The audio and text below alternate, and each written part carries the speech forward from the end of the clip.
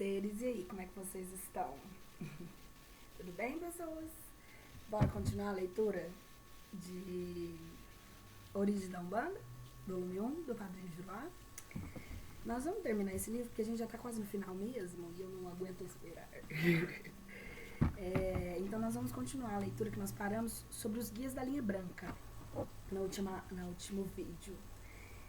Página 207. Então vamos lá.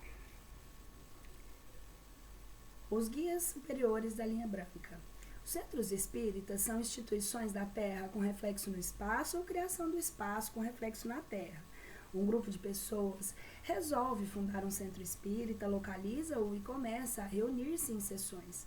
Os guias do espaço mandam-lhe para auxiliá-las e dirigi-las. Entidades espirituais de inteligência, saber superiores e agrupamento, porém com afins dos seus componentes.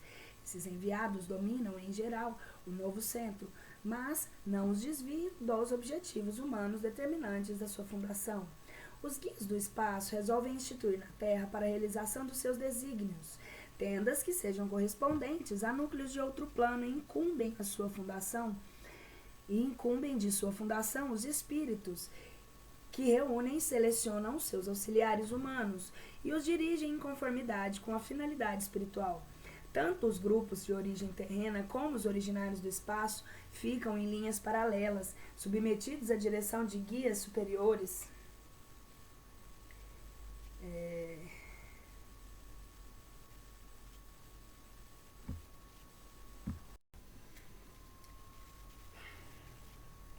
Esses guias são chamados espíritos de luz, que não se incluem pela sua condição na atmosfera no nosso planeta. Porém, deslocados para a Terra em missão, tanto mais penosa quanto mais elevada é a natureza do espiritual do missionário.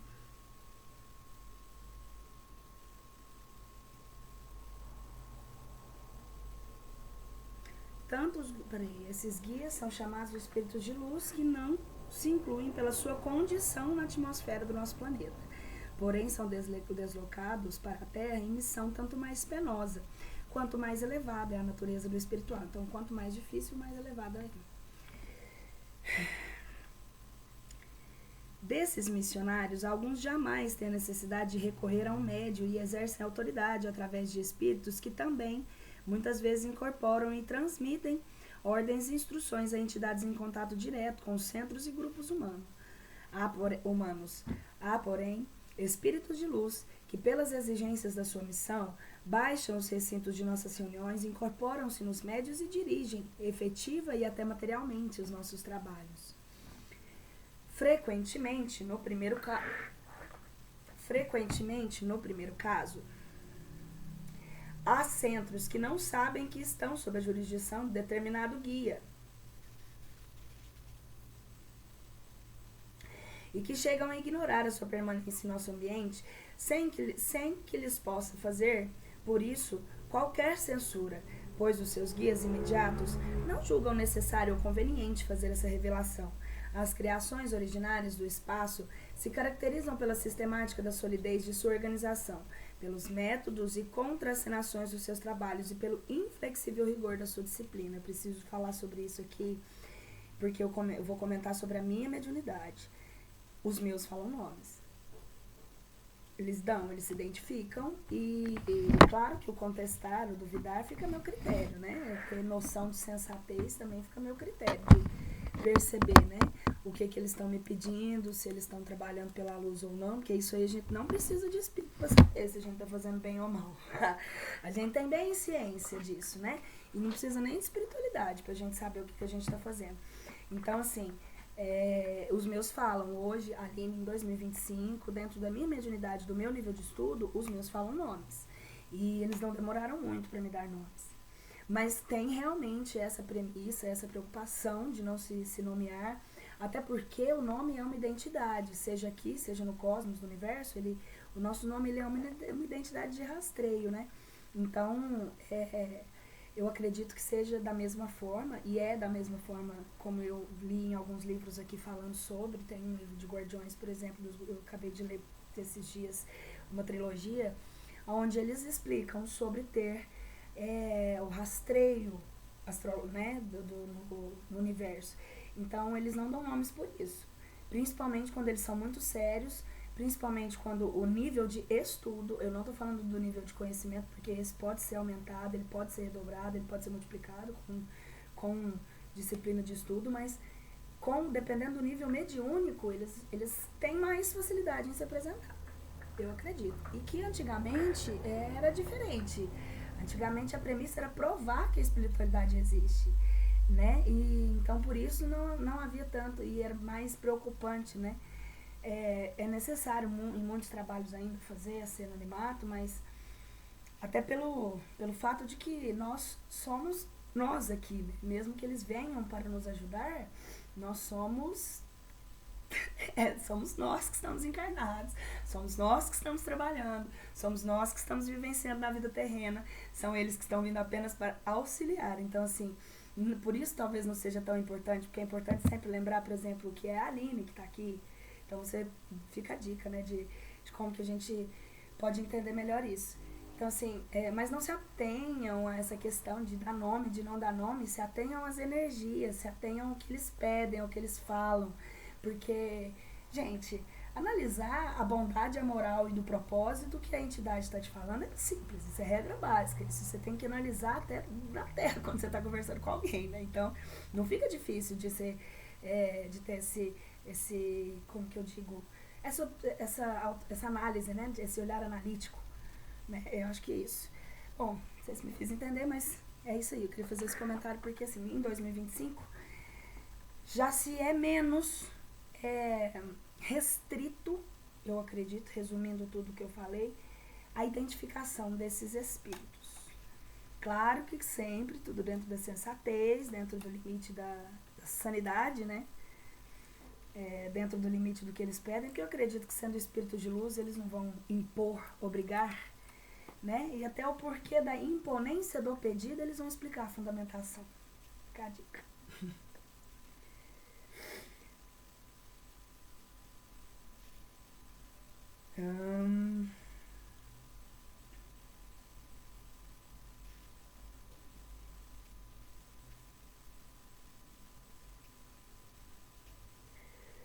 Então, por isso não é conveniente, tá? Só quis explicar. Porque tem esse critério do rastreio no universo. As criações originárias do espaço se caracterizam pela sistematizada solidez ou sua organização, pelos métodos e contracenações dos seus trabalhos e pelo inflexível rigor da sua disciplina. A cura da obsessão. Cura-se a obsessão nos centros kardecistas branda e lentamente, mediante a doutrinação do obsessor, como este frequentemente tem numerosos companheiros. O doutrinador tem de multiplicar os seus esforços. O obsessor, quando se atirou na prática do mal, usou o livre-arbítrio concedido por Deus a todas as criaturas, e o kardecista, no seu rigorismo doutrinário, procura demonstrar-lhe o erro, encaminhando-o para a felicidade, e nesse elevado empenho, discute, ensina, pede até convencê-lo. O obsessor sempre resiste e cede demoradamente. Por isso, para restaurar as forças físicas do obsedado, o kardecista, paralelamente à doutrinação, faz um tratamento de passes. Assim cura o paciente e, ao mesmo tempo, regenera o agente do malefício.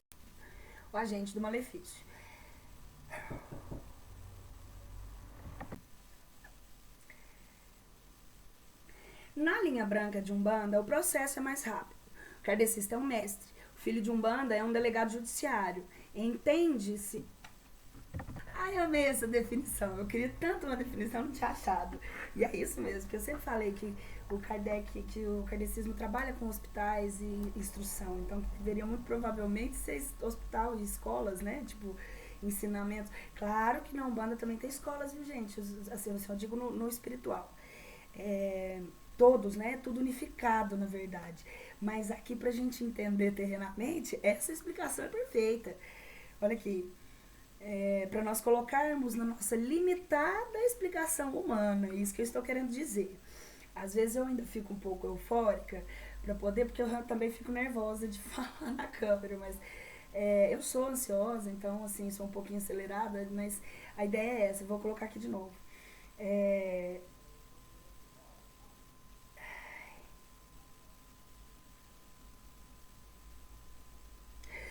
O kardecista é um mestre, o filho da Umbanda é um delegado judiciário. Entende que pode usar o seu livre-arbítrio para impedir a prática do mal. O espírito protetor é, na linha branca de Umbanda, quem se incumbe da cura inicialmente. Verifica o estado fisiológico do enfermo para regular o tratamento, dando-lhe maior ou menor intensidade. Em seguida, aconselha os banhos de descarga. Para a limpeza dos fluidos mais pesados, o defumador para afastar elementos de atividade menos apreciável. Investiga depois as causas da obsessão que se encontra na magia e realiza imediatamente o trabalho propiciatório de anulação, ao qual determinou a moléstia. Frequentemente, basta esse trabalho para libertar o obsedado, que fica por alguns dias em estado de prostração. Frequentemente, basta esse trabalho para libertar o obsedado. Tá. Se a causa da doença, permitam-me o vocabulário, era antiga, o doente não se refaz logo. Nos casos que não são ligados à magia, o protetor afastar o obsessor e manda doutriná-lo, afasta o obsessor, manda doutriná-lo, e se o rebelde não se submete, é levado para regiões ou estações do espaço, de onde não pode continuar a sua atuação maléfica. Não raro, quando o obsedado não assiste à sessão em seu benefício, o protetor, atraindo-o durante o sono por um processo magnético, traz o seu espírito à reunião e incita-o a reagir contra os estranhos que desejam dominá-lo. Mostra-lhe que não está louco e que deve provar com a sua conduta sua integridade mental. À medida que os obsessores são afastados para que o organismo do paciente não se ressinta na falta de fluidos que lhe são retirados, fazem-lhe passes e fim da sua incumbência de restituição daquele a si mesmo. Pede-lhe o protetor que procure qualquer médico da terra ou do espaço para seguir um tratamento reconstituinte, se a obsessão o depauperou. As festas da linha branca. Para mostrar, na esfera da realidade terrena, uma organização da linha branca de Umbanda e demanda, citei a que melhor conheço, para essa citação de modo algum representa a primazia. Porém, essa citação, de modo algum, representa primazia, qualquer sobre o aspecto de prioridade, quer sobre o de superioridade. Outras, sem dúvida, existem em nosso meio, fundadas e dirigidas pelos grandes missionários do espaço. E entre os numerosos centros que funcionam isoladamente, muitos são ótimos, preenchendo de modo completo as finalidades da linha. O próprio Caboclo Sete Encruzilhadas assiste, fora de sua organização, outras tendas e costuma auxiliar com as suas falanges os trabalhadores de boa vontade que o invocam e o chamam em suas reuniões. Creio que os demais protetores não deixam de atender aos apelos de corações honestamente devotados ao serviço do próximo, em nome de Deus. Numa instituição da disciplina peculiar à linha branca de Umbanda e demanda, é natural que a transgressão consciente às suas leis não fique impune. Em geral, os culposos são abandonados pelos guias e, sem esse amparo que estavam habituados, tropeçam a cada passo em dificuldades e caem sob o domínio de entidades que os infelicitam. Para os casos especiais em que os erros pela função de quem os comete causam danos a outros e prejudicam o conceito da tenda e da linha, há penalidades ásperas de efeitos imediatos. Na linha branca de Umbanda em demanda, também há alegrias que se expressam em festividades. 6 dessas festas têm caráter de obrigação ritualística. São a dos padroeiros e chefes de linhas, variando, porém, o modo de realizá-las. Algumas vezes, são simples sessões comemorativas como alocuções e preces. Outras comportam a participação de espíritos e incorporam para produzir orações referentes ao dia ou para transmitir a mensagens de estímulo de entidades superiores. Frequentemente, a festa é realizada pelos espíritos incorporados e, neste caso, assume características especiais segundo a linha que se festeja. A essas festas, comparecem, além dos médios convidados, outras pessoas, e esse agrupamento de gente que sempre passou pela sessão de caridade e pela de descarga obriga às medidas extraordinárias para convencer o ambiente harmônico. Assim, Sem que o percebam, os assistentes, enquanto a alegria religiosa os empolga, seus guias e mais protetores estão efetuando trabalhos que revestem não raro de intensidade excepcional. No dia de Cosme e Damião, baixam festivamente às tendas dos espíritos infantis com os quais que é necessário, além do carinho fraternal, certa vigilância, porque eles, apossando-se dos médiuns, procedem como criança, e como essas são indiscretos, comentando sem respeito às conveniências sociais, qualquer pensamento menos nobre ou mais atrevido que surpreendem em algum cérebro, que o Rubens Saraceni vai falar no livro dele, sobre a questão dos herês, que não são crianças, são energia lúdica, são energia de pureza. E por serem energia de pureza, eles trazem a luz, né? Vamos dizer assim, eles trazem a luz e a visão para nós. Tudo aquilo que é negativo está dentro de nós. Pensamentos impuros, pensamentos errôneos, pensamentos de menor positividade. Então, por causa disso, os herês vêm sempre para limpar e trazer a leveza. É o que eu entendi da literatura. Então, é muito necessário que o médium sempre se cuide, porque a gente brinca muito no kardecismo, eu falo muito isso no kardecismo, que as coisas que é do médium, não da entidade. Então, tem uma fundamentação explicativa, que tenha clareza sobre. É uma fundamentação argumentativa mesmo. Que o argumento, né, dado é esse. Realmente a fundamentação é essa. Eles vêm para limpar. As entidades de energia, os orixás e as entidades de luz que vêm incorporar e trabalhar, elas não vêm limpar só os quiumbas. Elas vêm limpar também o nosso corpo, o nosso aparelho. Ou como dizem na Umbanda, o cavalo.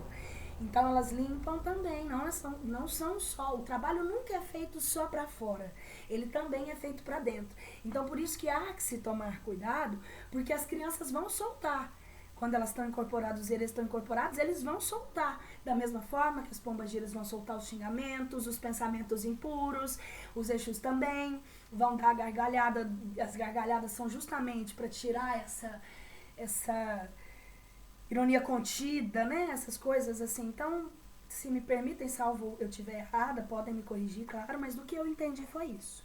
E o Saraceni explica isso para nós no livro dele, que eu li um trecho no livro Orixá Exumirim, que fala um pouco dos herês, conta um pouco sobre, bem rápido ele fala sobre isso, mas ele explica, tem um livro, eu não estou me lembrando agora, depois eu vou colocar aqui embaixo, que ele explica sobre essa questão dos herês. Então, atentemos-nos, né? A gente que estuda, vamos nos atentar a isso. Não só os herês, mas as entidades, de colocar que a entidade que está xingando, a entidade está soltando o que está dentro de você, ou o que está dentro do consulente, no caso de atendimento externo, tá? Se as gírias forem internas dentro da casa, ainda para fazer a consulência com os próprios trabalhadores, aí sim você entenda que seja, mas se você estiver atendendo externamente, pode sim, tá? Fazendo a limpeza do aparelho que está precisando ser limpo. Vou terminar essa parte aqui, vamos.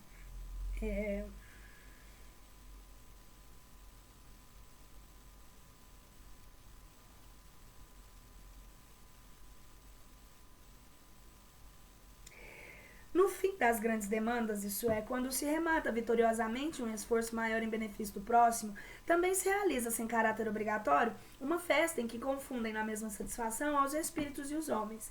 No encerramento do retiro anual, sua cerimônia festiva é mais íntima, abrangendo apenas os que, pelos seus encargos, são seus participantes forçados. É rigorosamente ritualístico e de uma grande beleza. O kardecismo e a linha branca de Umbanda. A linha branca de Umbanda demanda está perfeitamente enquadrada na doutrina de Allan Kardec e nos livros de grande codificador. Voltei para fazer um parênteses, porque eu passei algumas coisas e eu errei como que diz? Eu errei o autor do negócio. Porque eu tinha lido um texto que eu achei do Rubens Saraceni na época, mas eu fui procurar para ver se o livro que era dele também. Não, o livro é do Sebastião Cabral, Herês na Umbanda, Mistério Revelado. Aí tem um texto do Rubens Saraceni que explica sobre os encantados. Eu vou deixar aqui depois, linkado, tanto o livro não precisa, mas vou deixar o nome do livro com o autor e linkado esse texto aqui, eu tô olhando ele aqui, porque pra gente não passar informação errada, né? Senão depois eu falo de autor errado, eles ainda vão brigar comigo. E se não for, por favor. Mas assim, né? Então a questão é essa, não foi o Saraceni que nesse livro. O livro é o do Sebastião Cabral. Herês na Umbanda, o Mistério Revelado. Então, vamos passar para o kardecismo e a linha branca, a gente já começar aqui, né? A linha branca de Umbanda e Demanda está perfeitamente enquadrada na doutrina de Allan Kardec e nos livros do grande codificador. Nada se encontra suscetível de condená-la. Cortejemos, com os seus escritos, os princípios da linha branca de Umbanda, por nós exposto no Diário de Notícias, edição de 27 de novembro de 32.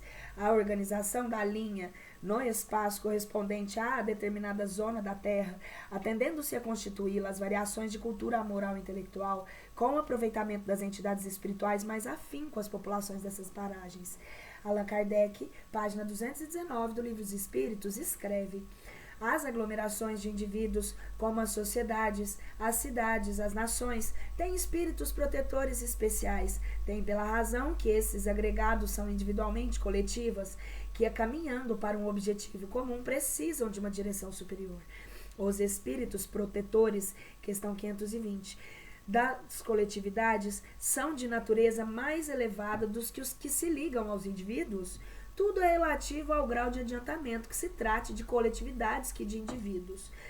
Quanto às afinidades, na mesma página, os espíritos preferem estar no meio dos que se assemelham, acham-se aí mais à vontade e mais certos do que de serem ouvidos. Por virtude das suas tendências, é que o homem atrai os espíritos, e isso quer que esteja só, quer faça parte da sociedade, uma cidade ou um povo. Portanto, as sociedades, as cidades, os povos, são de acordo com as paixões e o caráter neles predominantes, assistidos por espíritos mais ou menos elevados.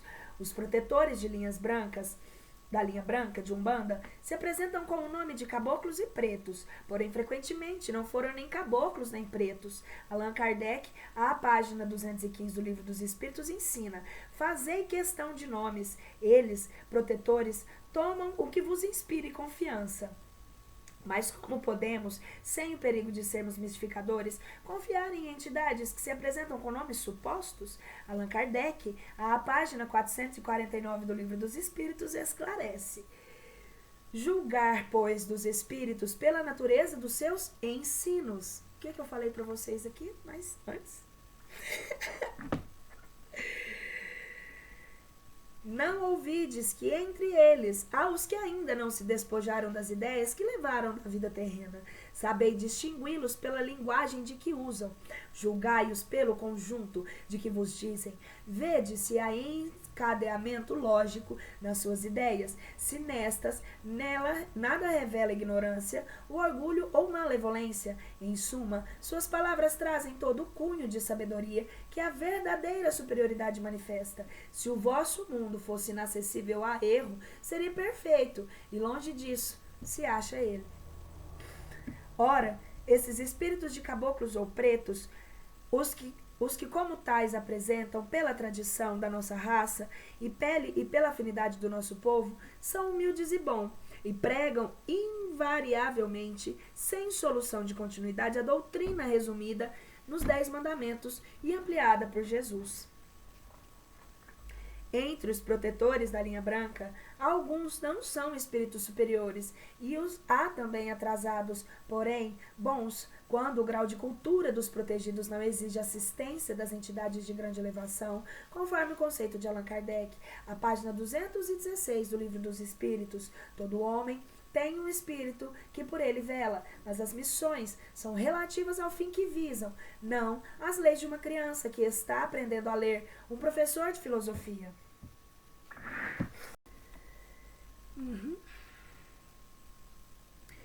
Entre os protetores da linha branca, alguns são espíritos superiores e os há também atrasados, porém bons, quanto o grau de cultura dos protegidos não exige assistência de entidade de grande elevação, conforme o conceito de Allan Kardec, a página 216 do Livro dos Espíritos. Todo homem tem um espírito que vele por ele, que por ele vela. mas as missões são relativas ao fim que visam. Não dais a uma criança que está aprendendo a ler um professor de filosofia. Em trecho já transcrito, explica que tudo é relativo ao grau de adiantamento, quer se trate de qualidade, de coletividade, quer se trate de indivíduos. Que como eu falei aqui, que quando a gente repete a leitura aqui é porque ela é necessária ser gravada. Esses trabalhadores, porém, na linha branca, estão sob a direção de guias de maior elevação, de acordo com o que diz Allan Kardec na página 318 do Livro dos Espíritos, sobre os espíritos familiares, que são bons, porém, muitas vezes, pouco adiantados e até levianos. Ocupam-se de boa mente com as peculiaridades da vida íntima e só atuam com ordem ou permissão de espíritos protetores. O objetivo da linha branca é a prática da caridade, e Allan Kardec, no Evangelho segundo o Espiritismo, proclama repetidamente que fora da caridade não há salvação. A linha branca, pela ação dos espíritos que a constituem, prepara um ambiente favorável à operosidade de seus adeptos. Será isso contrário aos preceitos de Allan Kardec?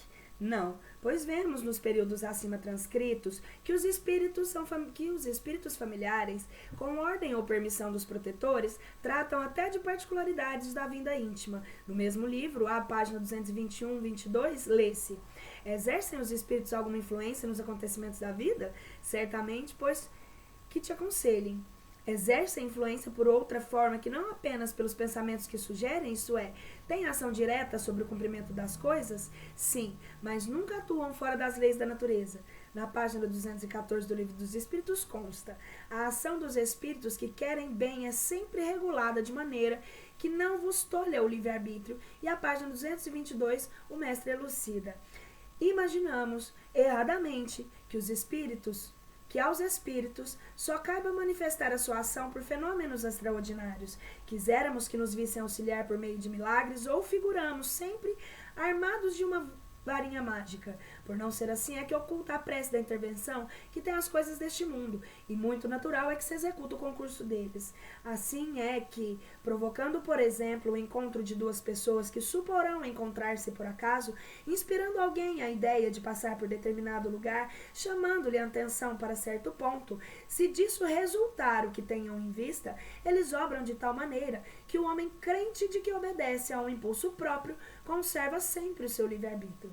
Assim, os caboclos e pretos da linha branca de Umbanda, quando intervêm nos atos da vida material em benefício desta ou daquela pessoa, agem conforme os princípios de Allan Kardec. Na linha branca, o castigo dos médiuns e adeptos que erram conscientemente é o abandono em que os protetores os deixam, expondo ao domínio dos espíritos maus. A página 213 do Livro dos Espíritos, Allan Kardec leciona: 496. O espírito que abandonou o seu protegido, que deixa de lhe fazer o bem, pode lhe fazer mal?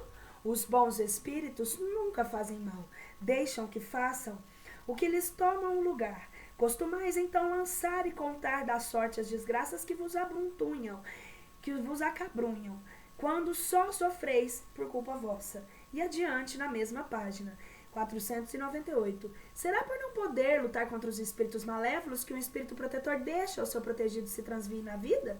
Não é porque não possa, mas porque não quer. A divergência única entre Allan Kardec e linha branca da Umbanda é mais aparente do que real. Allan Kardec não acreditava na magia, e a linha branca acredita que a desfaz. Mas a magia tem dois processos: o que se baseia na ação fluídica dos espíritos, e que esta não é contestada, mas até demonstrada por Allan Kardec. Outro se fundamenta na violação da propriedade de certos corpos, e o glorioso mestre, ao que parece, não teve oportunidade ou tempo de estudar esse assunto.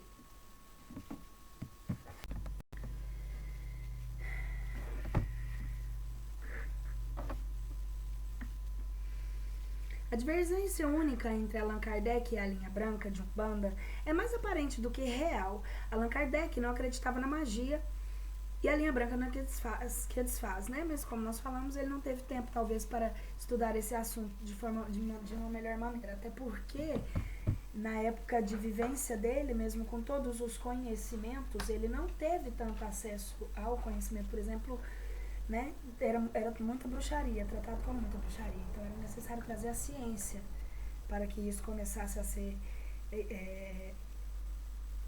materializado, saísse do campo das ideias, para entendimento, né? E aí ele volta no Brasil, que nós vamos ver aí mais pra frente, né? Ele volta no Brasil como um dos maiores médiuns já vistos neste planeta.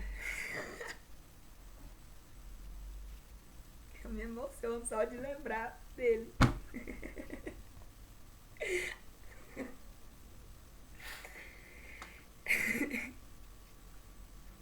Que onde ele estiver, se ele pode ver esses vídeos, eu quero que ele fique feliz.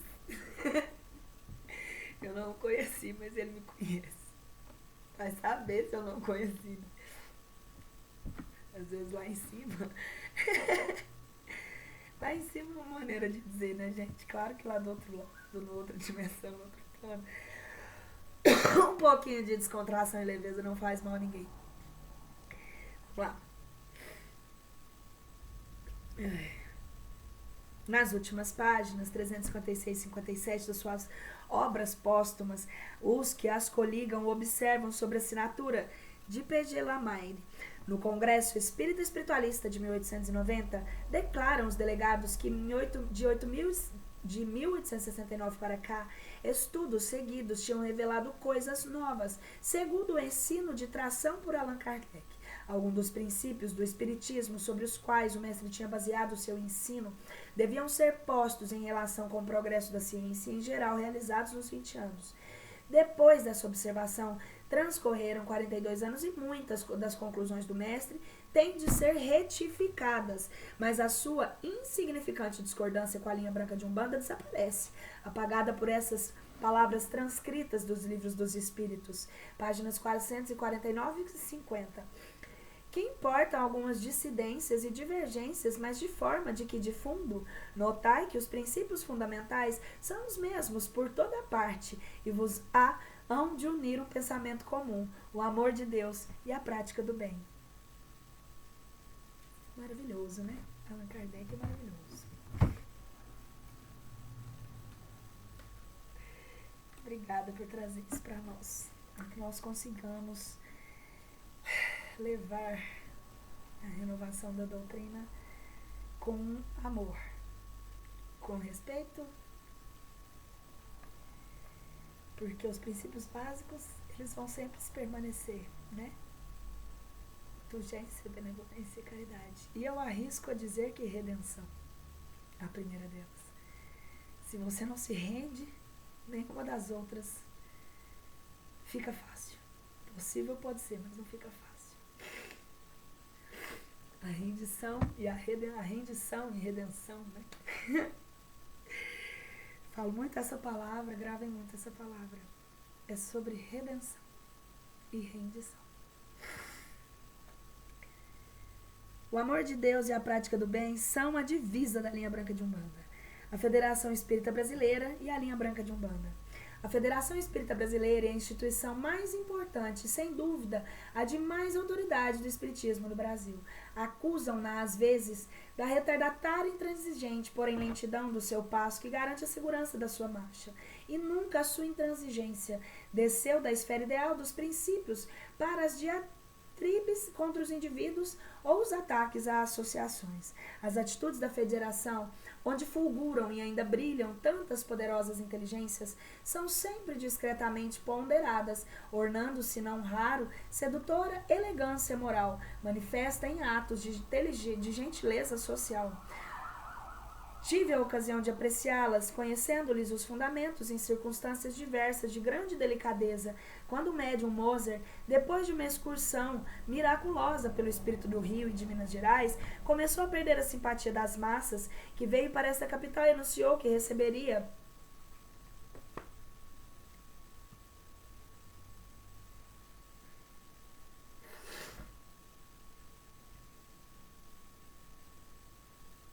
e trataria enfermos na sede da federação. Esqueceu-se, porém, de consultar previamente os diretores dela, e a velha instituição, na consciência da sua responsabilidade, não correu à imprensa com escândalo a desmentir o médium esquecediço. Ao contrário, ouvidos os seus guias, entrou em preparativos para receber o famoso intermediário aos seus consulentes. Em meio a esse labor preparatório, aliás, sem espalhafato, apenas visível, conversando com um dos seus dirigentes, o ilustre Manuel Quintão, perguntei-lhe se iniciariam as consultas de Mozart. Ele não virá à federação, disse-me, mostrando-me em reserva a comunicação dos guias da casa. O nosso irmão afamado por tantos fulgentes benefícios mediúnicos ao próximo, segundo o comunicado, não estava no momento em condições favoráveis à ação dos seus protetores e não deveria, portanto, correr riscos de um fracasso na mais importante casa espírita do país. Mas não seria necessário molestá-lo com uma recusa hostil, pois os guias, sem escandalizar a cidade, evitariam de modo normal a sua anunciada passagem pela federação.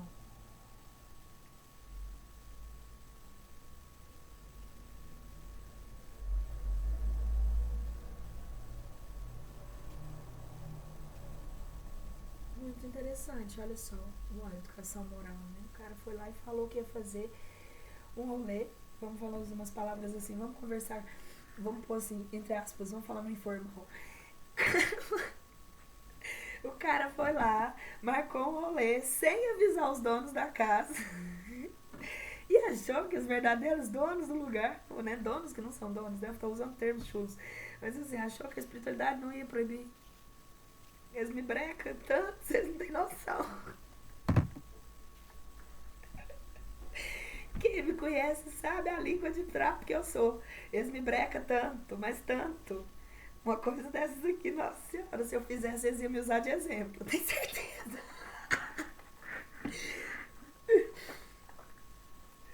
Ai, ai. Vamos lá. O nosso irmão, afamado por tantos fulgentes benefícios, me não tão. E para que esses preparativos? Perguntei. O comunicado dos guias é secreto e os preparativos são indispensáveis porque se não o fizéssemos, pareceria que abandonávamos um médium que se aproxima da federação na hora em que está sendo atacado. E assim foi. Mozart não compareceu à federação e nem ela o atirou às feras. Outra ocasião, a polícia pediu o parecer da federação sobre alguns centros ditos espíritas, porém menos apreciáveis. A federação, longe de fulminá-los com uma bordoada, recusou o centro papalino que a autoridade lhe oferecia e respondeu que não os conhecia e, portanto, não podia julgá-los, nem se atribuía essa função. Conversando sobre esse caso com o mesmo Sr. Manuel Quintão, diante do eminente Sr. Guilhom Ribeiro, que o aplaudia, ouvi dele essa explicação. Se julgamento é a alçada de Deus, a federação julga, não denuncia nem acusa. A federação julga, não denuncia nem acusa. Perguntei-lhe qual era o papel da federação. Evangelizar e doutrinar impessoalmente. E acrescentou. Evitamos, porém, que as nossas palavras possam atingir alguém, e ferindo-o em nome da federação, porque a federação não persegue e nem derruba ninguém, e quando pode, estende a mão para que se levantem os que caíram.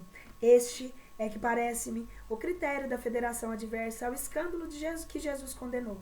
Tanto quanto posso julgar através das relações com as personalidades de que tem orientado as diversas frases de sua administração, o venerável Instituto observa com benevolência todos os centros em caridade e não contrapõe as palavras e obras. Em face da linha branca de Umbanda, com esse ponto de vista, a sua atitude de neutralidade simpática, não incluindo os seus quadros federativos pelo receio de que seus processos possam gerar confusões difíceis de desfazer.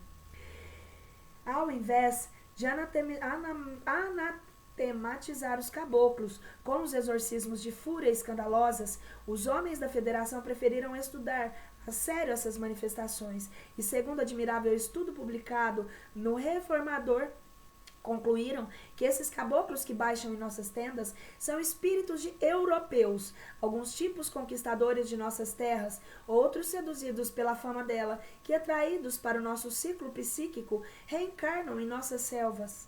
Nota do autor. Manuel Justino de Freitas Quintão, melhor conhecido apenas como Manuel Quintão, que de Valença, de 28 de maio de 1864, Rio de Janeiro, 16 de dezembro de 1955. Foi um jornalista e escritor médium espírita brasileiro. foi presidente da Federação Espírita Brasileira em 1915, 1918, 1919 e 1929. Olha, ele é de Valença, 28 de maio de 1874, 5 anos depois da morte do Allan Kardec. Em relação ao tempo cuja genealogia estamos acompanhando, pode-se notar que nas décadas de 20 e 30 os espíritas da FEB cultivavam opiniões bem particulares, pois perseveravam em termos mais formais que os substanciáculos de oposição entre falso e verdadeiro espiritismo, ou seja, ao contrário de jornalistas e policiais, não associavam o falso ou baixo espiritismo, um conjunto necessariamente articulado de rituais, crenças e personagens.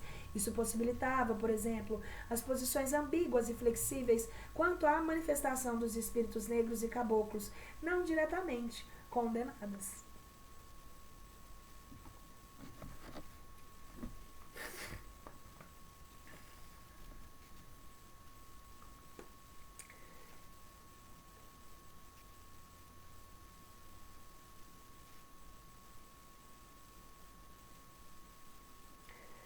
Já a propósito daquelas que tinham suas práticas reprovadas, havia uma permanente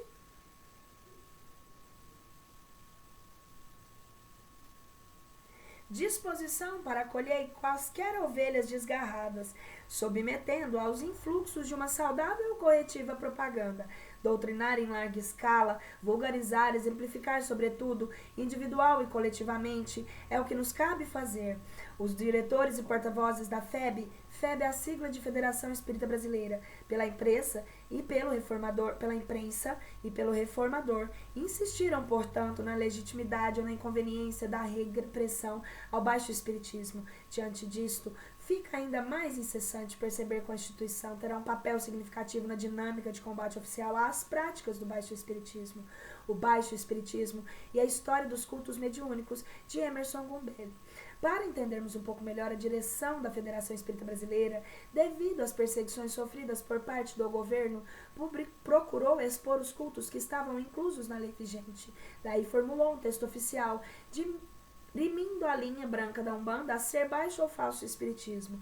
Temos que dar valor à luta que os espíritas em época travavam para demonstrar, por uma doutrina coesa, e legalizar as práticas espíritas. Cremos que dá para imaginar a recém-Umbanda em tudo isso. Portanto, não é o espiritismo que é contra a Umbanda, mas somente a ignorância de alguns prosélitos kardecistas. Vamos a um texto elucidativo. O período publicano. Com a proclamação da República do Brasil, 15 de novembro de 1889, 100 anos antes do meu nascimento. 22 de dezembro, a FEB congratula-se com o governo provisório pelo advento do novo regime. Entretanto, estando o país ainda sem Constituição, o decreto de 847, 11 de outubro de 1890, promulgou o Código Penal da República. Este diploma da inspiração positiva associada à prática do espiritismo, a rituais de magia e curandeirismo, conforme expresso no seu artigo 157, que rezava: é crime praticar o espiritismo, a magia ou seus sortilégios, usar de talimãs e cartomancias para despertar sentimentos de ódio ou amor, incultar a cura de moléstias curáveis ou incuráveis, enfim, para fascinar a subjugar a credulidade pública, pena de prisão celular de 1 a 6 meses e multa de 100 a 500. Isso deve ser da época, né? Os espíritas protestaram junto a Campos de Sales. Então, o ministro da Justiça, sem sucesso, o relator do Código, João Batista Pinheiro, limitou-se a afirmar que o texto referia-se à prática do chamado baixo espiritismo.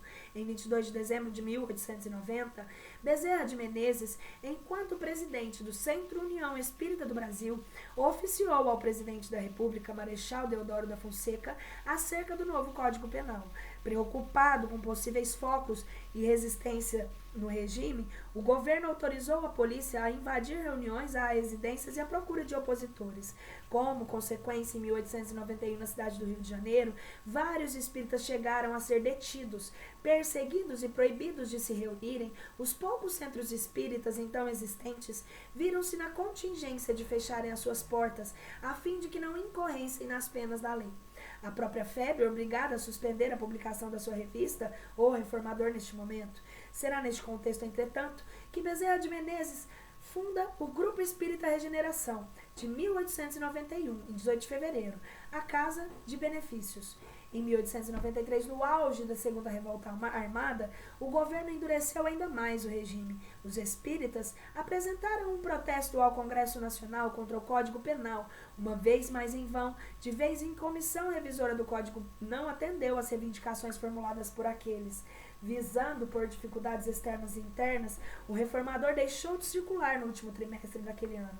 O Grupo Espírita Fraternidade, após alterado os seus estatutos, passando a denominar-se Sociedade Psicológica Fraternidade, Revolta da Armada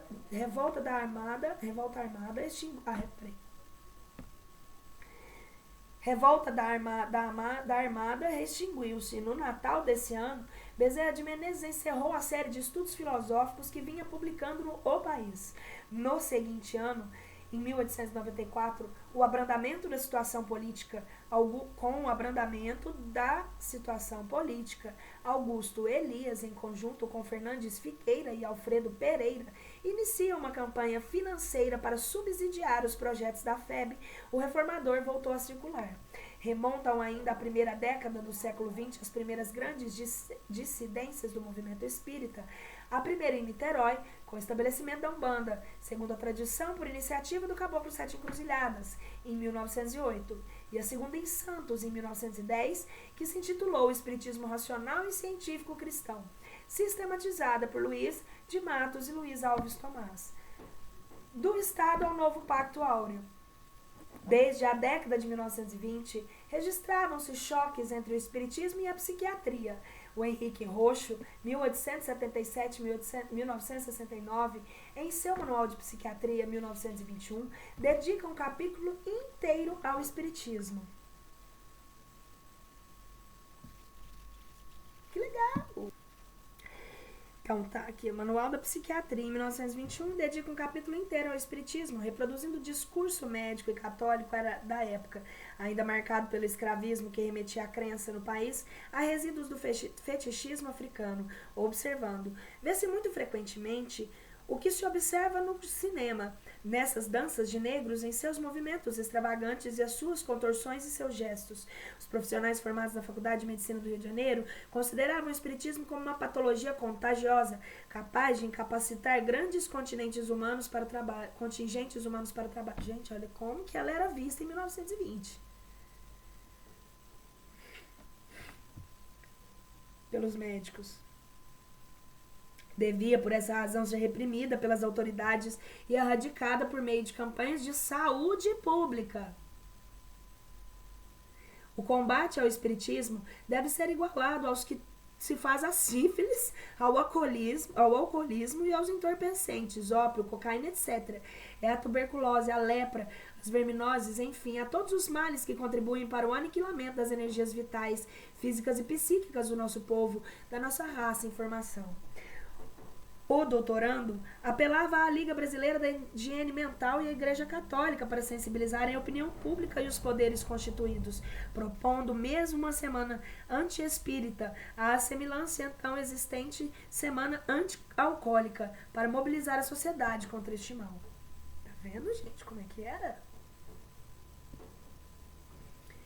Antônio Xavier de Oliveira, na obra Espiritismo e Loucura, afirmou que nos casos estudados no pavilhão da assistência dos psicopatas, pessoas enlouqueceram só exclusivamente pelo espiritismo, e acerca de O Livro dos Médiuns. É a cocaína dos desabilitados nervosos que se dá a praticidade do espiritismo. Colocando entre parênteses, dando minha opinião, que eu estou terminando de ler o último livro da codificação e a Bíblia, que eu li ela na sequência, inclusive a gente tem aí no canal, eu posso afirmar que realmente há uma possibilidade de que você entre em parafuso. Se você não tiver o preparo, porque você não vai entender. Agora, enlouquecer, é pouco provável que isso aconteça, porque você vai desbloquear umas memóriazinhas aí que talvez você não esteja preparado, mas que você precisa trabalhar, já que você vai ler, né? Ou que senão, você não vai entender, não vai ver nada. Jesus falava por parábolas, gente. Que tenham olhos e vejam, ouvidos e não ouçam. Então, né? Vamos lá.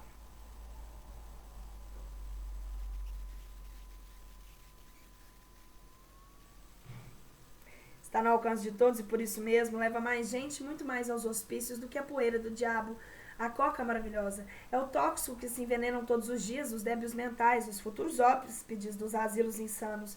Leem-no, assimilam e incluem a essência diabólica de que é composto. Caldeiam os conhecimentos neles adquiridos nas sessões espíritas. Neste mesmo ano, em 1931, Murilo de Campos e Leonídio Ribeiro publicam um livro anti-espiritismo, O Espiritismo no Brasil, buscando relacionar o espiritismo com a medicina, e onde se lê: a prática do espiritismo é um problema de polícia, é crime contra o Código Penal. Caboclos e Negros, a Federação Espírita insuspeita, no caso por ser kardecista, e as 65 sociedades espíritas federadas, todas como kardecistas igualmente insuspeitas, no Conselho Federativo, reunido nessa capital em outubro de 1926, aprovaram e adotaram sobre as manifestações de espíritos e caboclos e negros um parecer que pode servir de esclarecimento à conduta de quem não pertence à linha branca de Umbanda.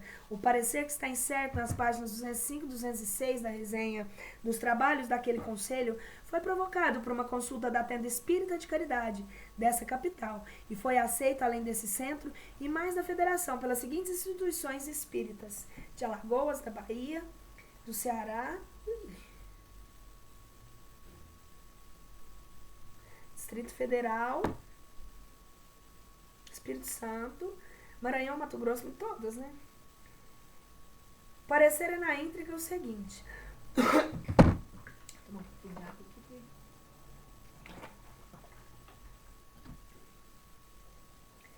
Os espíritos não têm entre si linguagem articulada. A linguagem deles é ideológica. Por assim dizer... Nossa, tem uma coisa aqui.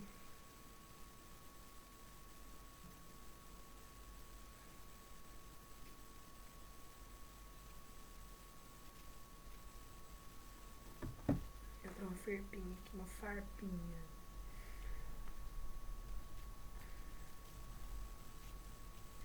Quem achou, gente, que eles não viriam bem-humorados? São muito mais. Vamos lá. Nossa, tá.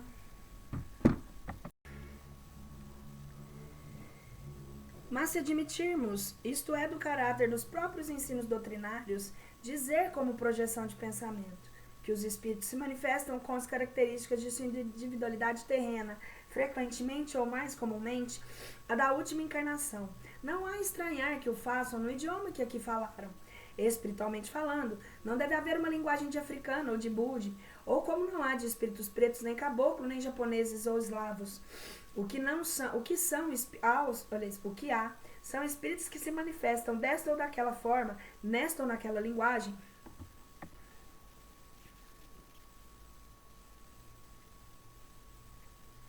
de acordo com as circunstâncias de tempo e meio, tendo em vista tais ou quais objetivos e possivelmente aproveitando as afinidades mediúnicas. O que é condenável não é a linguagem nem a credencial que se apresentam espíritos quaisquer, e sim a improcedência ou banalidade, quando não nocividade de tais ou quais manifestações.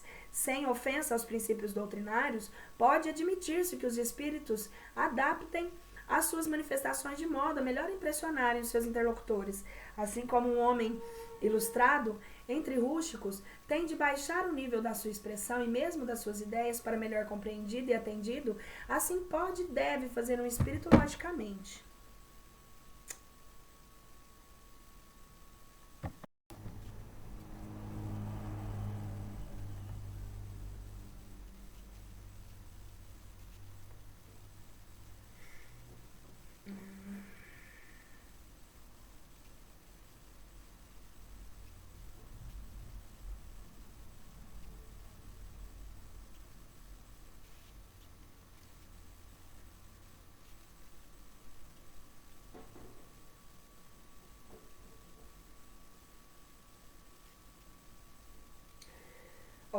O que é condenável não é a linguagem nem a credencial que se apresenta aos espíritos quaisquer, e sim a improcedência ou banalidade, quando não nocividade de tais ou quais manifestações. Sem ofensa aos princípios doutrinários, pode admitir-se que os espíritos adaptem as suas manifestações de modo melhor a impressionarem os seus interlocutores. Assim como um homem ilustrado entre rústicos tem de baixar o nível da sua expressão e mesmo das suas ideias para melhor compreendido e atendido, assim pode e deve fazer um espírito logicamente. O essencial é que a fala visando fins elevados, porque neste caso há eu tolerar os meios pelos fins. Não devemos perder de vista que a tarefa dos desencarnados é complexa e adstrita a peculiaridades que nos escapam.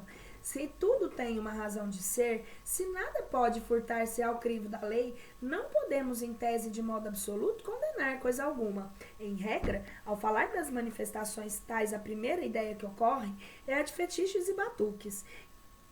Isso não entra no quadro doutrinário porque é necromancia, superstição, bruxaria, entre parênteses em sentido genérico, baixo espiritismo, porque é feito com espíritos, mas não doutrina espírita.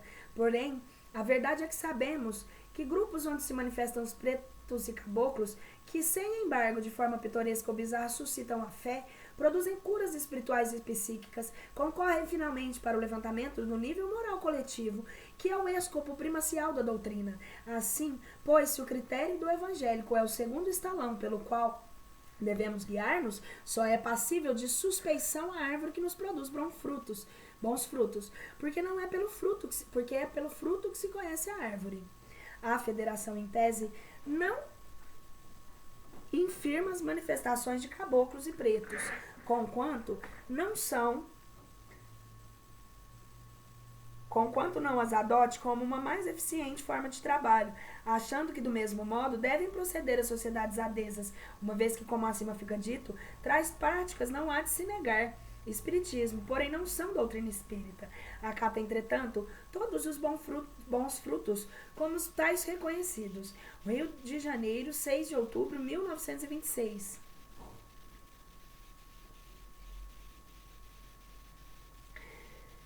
Humilde filho de Umbanda, aceito esse parecer, acrescento-lhe, porém, essa elucidação. Se a doutrina espírita admite, explica e legitima essas manifestações, é porque as enquadra em seus princípios e, consequentemente, não se pode condená-las nem aniquilá-las em seu nome. Linha branca, catolicismo e outras religiões. Ensina Allan Kardec, a página 434 do Livro dos Espíritos, que a religião se funda na revelação dos milagres e acrescenta na página 440 da mesma obra. O Espiritismo é forte porque assenta nas próprias bases da religião. Sendo assim, a religião de origem divina, não podemos esperar que as derrubem os nossos ataques, nem devemos considerá-la merecedora de nossas zombarias. Os filhos de Umbanda receitam e veneram todas as religiões e, sobretudo, a Igreja Católica pelas suas aliadas com o povo e ainda pelas entidades que amparam no espaço. Obra terrestre ordinária do espaço. A Igreja Católica está cheia de sabedoria dos iluminados e a linha branca de Umbanda pede com frequência a sua tradição e aos seus altares elementos que lhe facilitem a missão de amar a Deus, servindo ao próximo, e nisso não se afasta de Allan Kardec, pois a página 442 do Livro dos Espíritos lê-se: o Espiritismo não é obra de um homem, ninguém pode incultar-se como seu criador, pois tão antigo é ele quanto a criação. Encontramo-lo por toda parte, em todas as religiões, principalmente na católica, e aí com mais autoridade que em todas as outras, porquanto nela se nos depara o princípio de tudo, enquanto há nele os espíritos em todos os graus de elevação, suas relações ocultas e ostensivas com os homens, suas manifestações, seus anjos guardiões, reencarnação, emancipação de alma durante a vida, dupla vista, todos os gêneros de suas manifestações e aparições e até as percepções, as aparições tangíveis. Quanto aos demônios, esses não serão os espíritos maus, salvo a crença de que foram destinados a passar perpetuamente no mal. Estes, convencidos de que se os espíritas estudassem com mais profundeza e ânimo, desprevenindo a leitura da igreja, haveriam de aperceber-lhe um sentido oculto, compreendendo que na majestade senhora das naves se julgam com todas antes para favorecer o êxtase de desprender a alma, elevando-a a Deus. Sou dos que acreditam que o catolicismo, como todas as igrejas, vai entrar no período luminoso de reflorescimento, revigorado, rejuvenescido pelas surpreendentes reformas para as quais vão cooperar com o antagonismo de suas diretrizes e correntes materialistas do nosso tempo e a evidência multiplicada dos fenômenos espíritas. Um espírita eminente, Dr. Canuto de Abreu, que é, além de médico, advogado e um verdadeiro teólogo, entende que o espiritismo trouxe para a Igreja Católica um dogma novo, a reencarnação, e para todas as religiões necessária à evolução humana, um princípio correspondente a esse. Procurando penetrar o futuro, acreditamos que o Espiritismo triunfará na Igreja, sem destruí-la, assim como invoca o consenso unânime dos povos para demonstrar a existência de Deus, a Igreja invocará a universalidade da manifestação espírita para aceitar o Espiritismo. Talvez épocas surgem que os templos tenham escolas e os corpos médicos. Longe de prejudicar o espiritismo, isso lhe aumentará a força, o prestígio e a eficácia, colocando sob orientação dos espíritos a corporação dos sacerdotais. Voltando, porém, ao presente, acrescentemos que a linha branca de Umbanda, que conta entre os seus guias tantos antigos padres, não procura intervir na vinda da igreja para atacar o seu clero, limitando-se a observar que há clérigos como há péssimos presidentes de sessões espíritas e que nem aqueles como estes, com seus erros e falhas, atingem a igreja ou o espiritismo. Como eu sempre falo, o problema não está na religião, está no ser humano que tenta explicar a religião de forma errada e vivê-la de forma errada.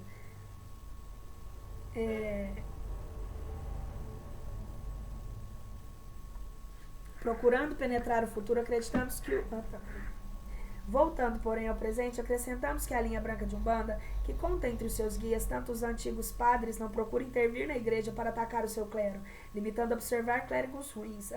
Ante a igreja, qualquer que ela seja, católica, protestante, como diante do sacerdote ou pastor, quer padre, a simpatia e respeito e atitude do filho de Umbanda e o conselho que aqui ponderamos, podemos deixar aos crentes daqueles templos que se resumem em poucas palavras. A doutrinação em poucas palavras, segue rigorosamente os preceitos da sua religião, e Deus está contigo. A doutrinação do preto velho, um cavalheiro de brilhante posição, trajando boas roupas e gostando orgulhosamente de estadiar importância, surpreendido por uma ameaça de revés na esperança de aparar o golpe iminente da desventura, foi a uma sociedade espírita solicitar o apoio e o socorro aos protetores espirituais. Levaram-no a um médium que se manifestava, sobrando ao peso do centenário de idade, um preto de origem africana, ou que, como tal, se apresentava. Ouviu-lhe o protetor da história e a exposição queixosa dos seus receios e dúvidas, um remate ardente de súplica. Estendeu-lhe o protetor a mão, pedindo: beija a mão do preto velho, e depois do ósculo, senta-se aí, no chão ao pé do preto velho, e vendo-o com sua elegância no soalho: tu não tens vergonha de beijar a mão do preto velho? Não. O espírito incorporado pediu um cachimbo e, baforando uma fumaça, continuou: o filho não conhece o italiano que às vezes passa lá no teu escritório? Um já meio velho, a roupa muito usada, as botas sem salto? Parece que ele te conhece. Sim, sei quem é. Ele já teve dinheiro, não é? Sim, já teve posição. Foi o homem de fortuna. E teve negócio contigo, não? Tive negócios, altos negócios. O protetor soprou uma fumaça. Esses dias ele falou contigo? Parece que não gostaste. Não me lembro. Filho, tu não enganas o velho. Olha, depois ele quis falar contigo. Tu não paraste na rua. Pode ser. Velho, compreende, meu filho. Na tua posição não fica bem, não é? Sim, não fica, meu pai. É verdade, filho, que vale é dinheiro. O italiano perdeu dinheiro, não importa que seja um bom homem, que tivesse ajudado, não vale mais nada. Constrangia-se, mudo o consulente, e o velho prosseguia: o teu negócio está ruim, filho. Nessa marcha, acabas com o italiano. Como o italiano. Ah, filho, qualquer dia ninguém para mais na rua para falar contigo. O meu pai me ajude. Mas, filho, eu estou abaixo do italiano. Ele é branco e eu sou preto. Ele ainda tem roupa de cidade e eu ando com roupa de negro cativo. O meu pai é um espírito. Ele também, a diferença é que ele tem um corpo e eu não. Porém, o Senhor pode ajudar-me. E tu podes ajudá-lo, ao coitado do italiano, pois tu queres que te ajudem e não queres ajudar os outros? Eu podendo ajudarei. Escachimbando em sua meia língua, o protetor continuava: vamos ver, vamos ver. e com um sorriso. Olha lá, filho, cuidado com os pretos. Preto velho tem um irmão carrando, um preto velho que anda aí pela cidade. É o seu retrato. É o preto velho sem tirar nem pôr. Ele é médium e não sabe. Às vezes eu tomo o corpo dele e ando por aí na cidade. Qualquer dia, passa por mim e eu te chamo. Quero ver se beija a mão do preto velho no meio da rua. Acanhado, mas resoluto, o elegante prometeu. Beijo, meu pai. Rindo alto, o protetor considerou. A necessidade é negra. És capaz de beijar a mão de todos os pretos da cidade, mas no meio da rua, filho, não te escondas nenhum corredor. E diante do embaraço do orgulhoso, não te amorfines. O preto velho não se encontrará contigo antes que se endireite o teu negócio. Depois, não faz mal que encontres e não pares na rua. Não precisarás mais dele.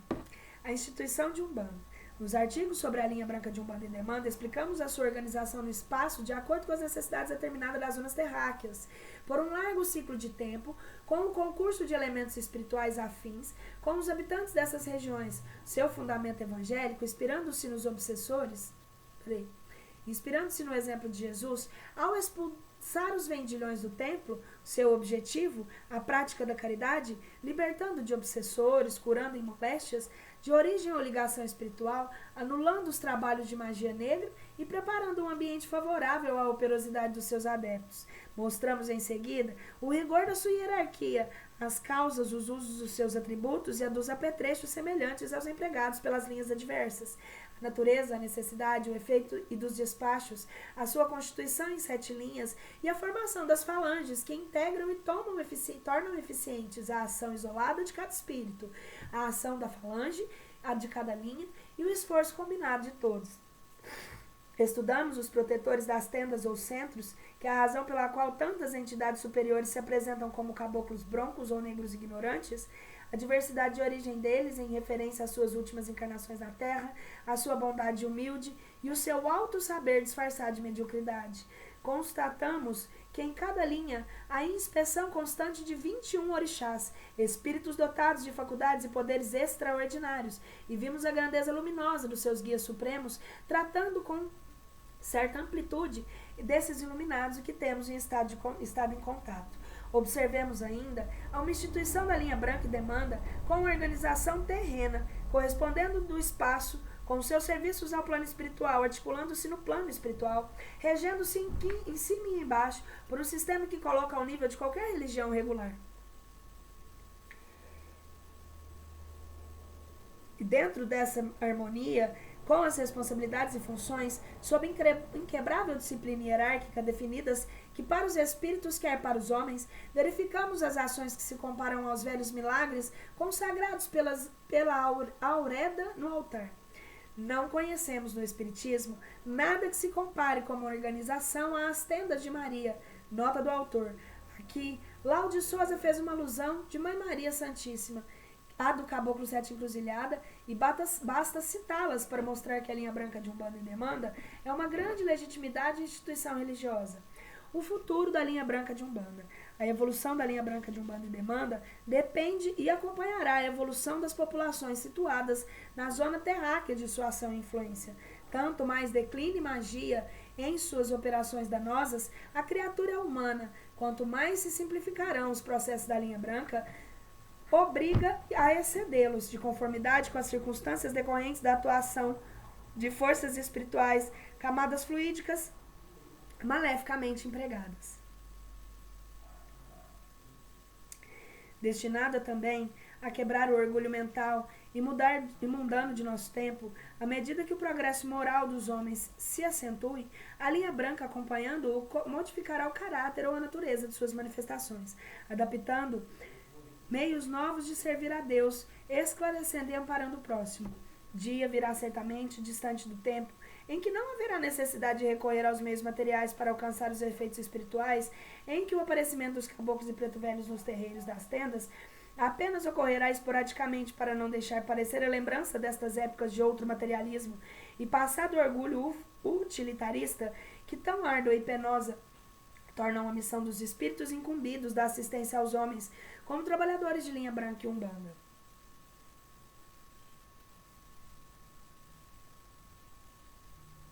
Ali, então, terá aprimorado a sua organização atual dentro de quadros do Espiritismo.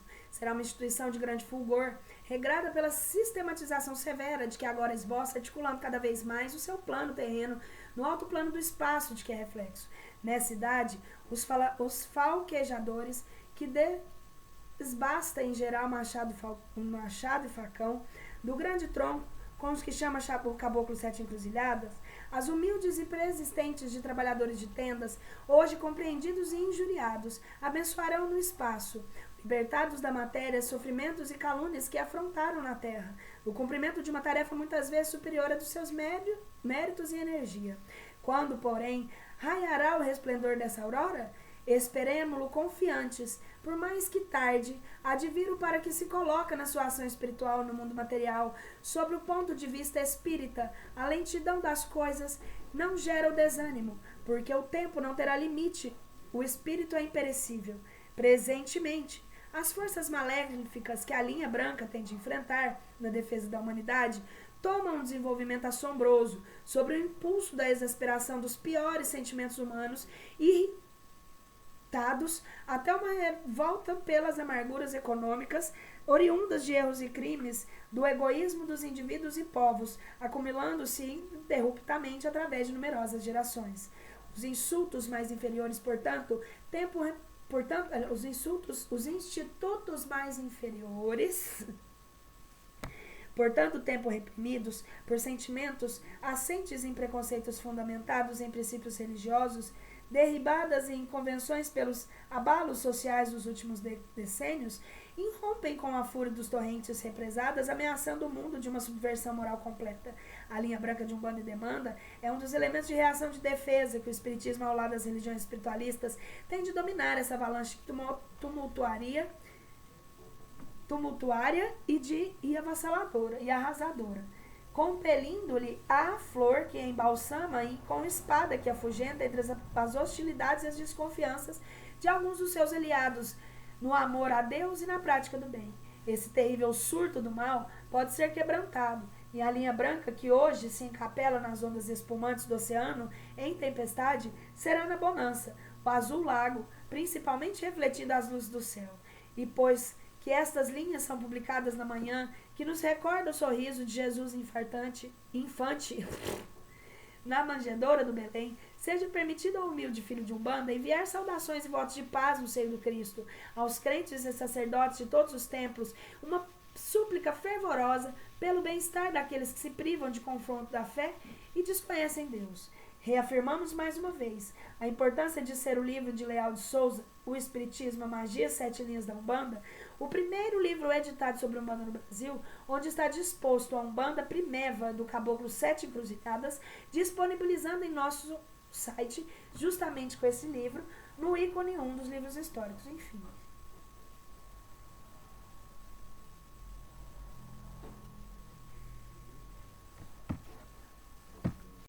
Agora a gente finaliza aqui com algumas entrevistas, então eu vou lê-las, porque a gente finaliza todo o livro na íntegra, para não faltar nada. E as imagens vocês podem consultar, procurando esse livro aqui no PDF, dá para vocês verem. Eu acho que eu não sei se eu já deixei o link dele, mas eu vou deixar depois. 2 relatos de trabalhos espirituais de linha branca, de Umbanda e Demanda do Caboclo Sete Encruzilhadas. Deflagração espontânea de pólvora. O interior do estado do Rio de Janeiro,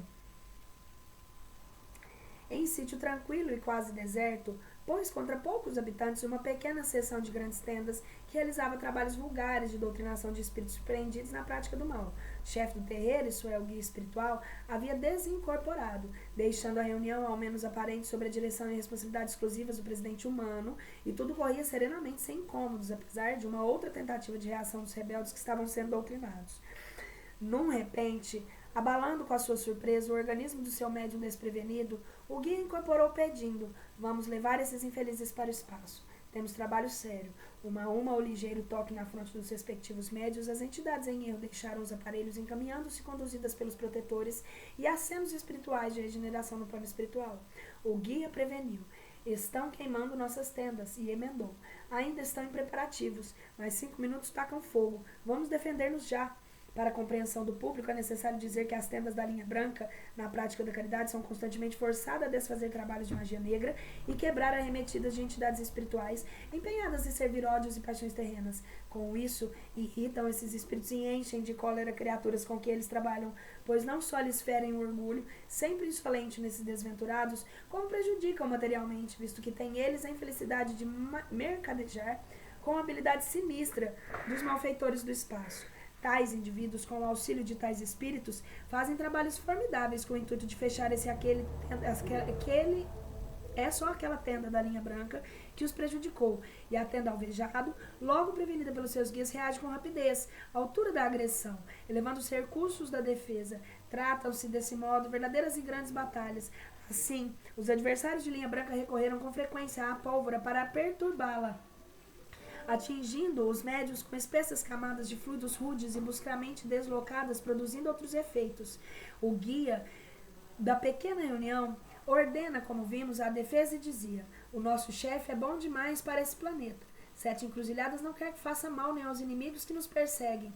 Temos, pois, de limitar-nos à defesa, deixando apenas que os perversos sejam atingidos pelo reflexo da sua maldade. Mandou traçar, prolongando a soleira da porta, uma linha emblemática de pólvora.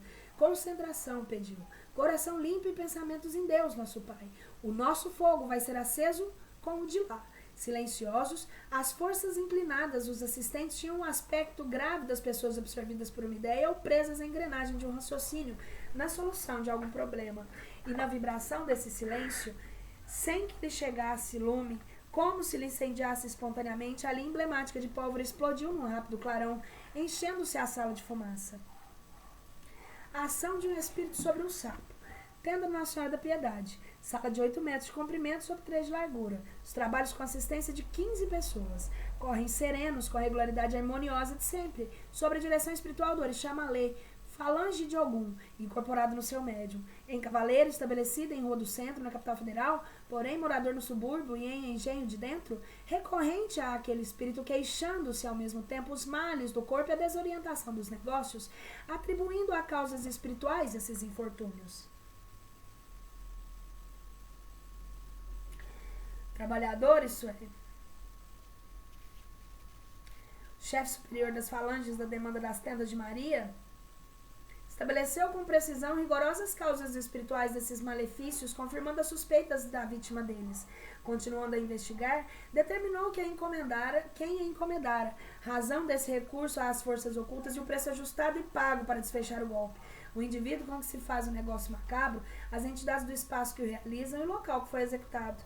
Era necessário neutralizá-lo, desfazendo-o, e esse trabalho não comportava demora ou atraso, e o orixá começou imediatamente a realizá-lo, sem ferir as atenções, pois todos os presentes estavam mais ou menos habituados com esse gênero defensivo em práticas de caridade. A sessão durava 1 hora. O súbito orixá declarou: é preciso um sapo. Não era possível, àquela hora, naquela sala, arranjar um sapo. Visse que perdia o trabalho com outro meio e pediram às pessoas de responsabilidade da tenda. É indispensável um sapo, repetiu o delegado São Jorge. Algo irritado, um dos auxiliares humanos exclamou: mas orixá, onde vamos arrumar um sapo a essa hora? O outro acrescentou: o orixá deveria ter pedido antes de começar o trabalho. Também o Sr. R. veio de última hora fazer a consulta e quer logo fazer o trabalho? Admoestou o outro. Severo, erguendo-se, o orixá circungirou, ao olhar para os circunstantes, impondo-lhe silêncio, mandou que se alinhassem em 2 filas na porta da rua, à janela fechada do fundo, e pediu um copo de vidro. Colocou-o no chão, entre as 2 fileiras, no extremo interior. Sentando-se no soalho, solicitou e acendeu um charuto. Abram a porta, escancarem-na, ordenou. Aberta a porta, explicou: vamos esperar o sapo. Ninguém sai do lugar, ninguém fala. Concentração. Concentrar no sapo, orixá? Num gesto violento de negação contrariada, sacudiu a cabeça e depois, alçando a mão, indicou o alto: Deus, e completou: eu chamo o sapo. Quedaram-se todos num silêncio cheio de vibrações mentais, olhos postos no chão, alguns outros às pálpebras caídas, muitos mirando fora, as ramagens das árvores em oscilação, sob o sussurro leve da brisa, enquanto o olhar no copo, o busto do médium apoiado às mãos espalmadas no assoalho, o charuto à boca, o orixá baforava, envolvendo-se em fumaça. Transcorreram 10, 15, quase 20 minutos, e dentro da noite, como se brotasse da terra, um sapo aos saltos chegou à porta, transpondo-lhe a soleira, Entrou na sala e, coachando e pulando, passou entre as duas ilhas de pessoas, até chegar ao extremo do aposento, para o salto final, meter-se no copo. O orixá, sem espanto, sem espalhafrafo, disse àquele cuja defesa trabalhava: pegue esse copo e a primeira encruzilhada, devolva esse sapo a quem lhe mandou. Acabou-se o mal. Tudo vai melhorar, a saúde e os negócios. E foi assim de fato. Para os cavalheiros em questão, tudo melhorou. Da saúde aos negócios. Eu tive que sair correndo que eu achei que alguém tinha caído.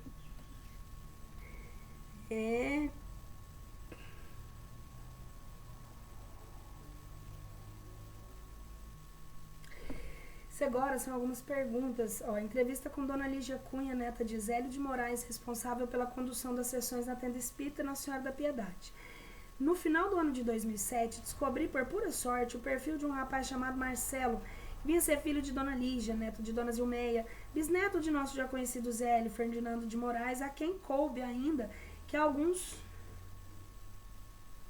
rejeitem a criação de uma nova religião através da entidade que se apresentou como Sete Encruzilhadas em 1908, como já é de conhecimento de todos, ou leram essa parte da história da Umbanda em outros lugares. De início, confesso que fiquei meio tímido para contatá-lo, tanto que levei alguns dias pensando se deveria ou não e como seria recebido, se teria alguma resposta, embora achasse que deveria fazê-lo, pois viajando por comunidades como Orkut, MSN e outras, pude perceber que ainda são muitas as dúvidas que existem, não só sobre a figura de Zélio, do caboclo e principalmente do culto religioso que batizou a Umbanda. Além disso, e até hoje, viu, amigo? Além disso, ainda haviam encontrado nessas viagens as informações disparatadas, mas nós já estamos bem melhores. Disparatadas sobre certos rituais que alguns afirmavam, até com certa certeza que existiam nas práticas das tendas fundadas por Zélio e o caboclo das Sete Encruzilhadas, a quem passarei a chamar de chefe, como carinhosamente até hoje ele é tratado pela família e por aqueles com quem se aliam. Pois bem, tomei coragem e entrei em contato com o Marcelo, que me respondeu além da minha expectativa, fornecendo-me endereços e telefones. É óbvio, não serão aqui divulgados de forma que eu pudesse contatar a sua mãe, Dona Lígia, que foi o que eu fiz. E quando o fiz pela primeira vez, por telefone, ela deve se lembrar que cheguei a me espantar por ficar sabendo que a família residira por muitos anos em um prédio bem de frente ao que eu moro, local em que ela estava neste momento e se preparava para a última sessão do ano que ocorreria 2 dias após. E por essas coisas que a vida não explica, eu nunca soubera. Conversamos por um bom tempo. Minha proposta de preparar este questionário que segue foi muito bem aceita e eu cheguei a combinar de estar presente nessa próxima sessão que, infelizmente, por motivos particulares, não me foi possível, ficando eu de enviar-lhes as perguntas por e-mail para que sobre elas refletisse e escolhesse sobre o tema que gostaria de escrever, acrescentar e modificar ou não, e tivesse tempo suficiente para até mesmo, em caso de necessidade, buscar subsídios junto à sua mãe Zilmeia sobre assuntos de que talvez não tivesse conhecimento, coisas que teriam acontecido quando ainda muito jovem e não tinha assumido seu cargo atual dentro da tenda. Com todas as suas ocupações de vó, mãe, dona de casa, de tenda, Dona Lígia pacientemente nos forneceu respostas às principais perguntas que, de acordo com as minhas viagens antes citadas, me pareciam necessárias para melhores informações, já que, como vemos, muitos têm acontecimentos de 15 e 16 de novembro de 1908 como marca inicial, mas mesmo entre esses, há uma grande parte que não sabe como foi ou é a Umbanda preconizada pelo chefe.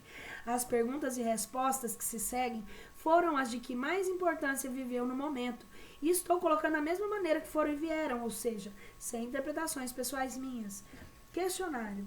Pergunta. Há pouco tempo em que uma revista de Umbanda saiu de uma reportagem na qual Dona Zilmeia teria dito que matavam um porco para Ogum uma vez por ano, e isso era feito desde os tempos do Sr. Zélio. Por tudo que já conhecia na Umbanda, do caboclo Sete Encruzilhadas, sempre soube que sacrifícios de animais eram proibidos pelo caboclo. Como explica a simulação de um porco para Ogum, se nem seria este o animal adequado de acordo com os rituais? Esse comentário deu origem a diversos debates que os africanistas afirmavam que o caboclo da Sete Encruzilhadas também fazia sacrifícios. Resposta. Vou retomar aqui de novo.